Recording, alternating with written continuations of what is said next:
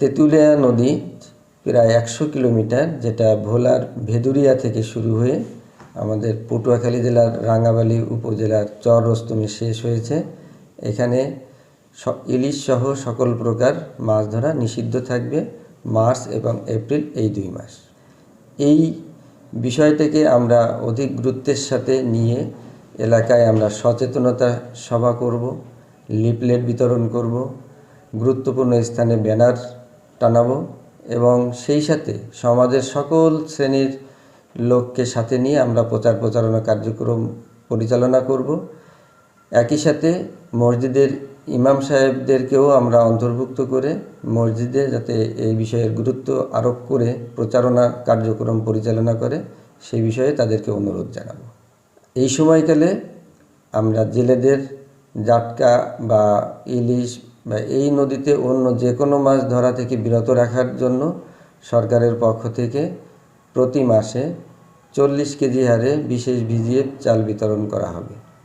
এছাড়া যারা এই ব্যান পিরিয়ডে অর্থাৎ অভয়াশ্রমে মাছ ধরার যে 2 মাস মাছ ধরা যাবে না, এই সময়ে যারা আইন অমান্য করে নদীতে নামবে তাদের বিরুদ্ধে আমরা অভিযান এবং আইন শৃঙ্খলা ও প্রশাসনের সহযোগিতায় নিয়ে তাদের বিরুদ্ধে মোবাইল কোর্ট পরিচালনা করব।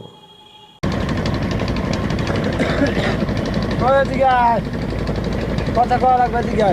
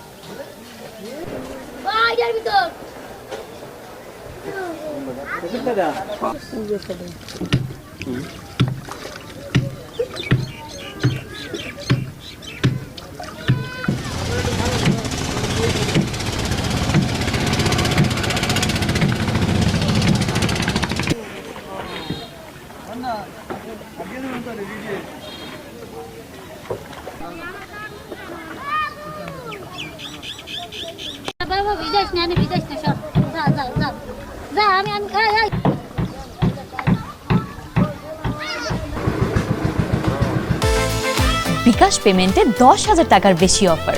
শপিং চলছে তো।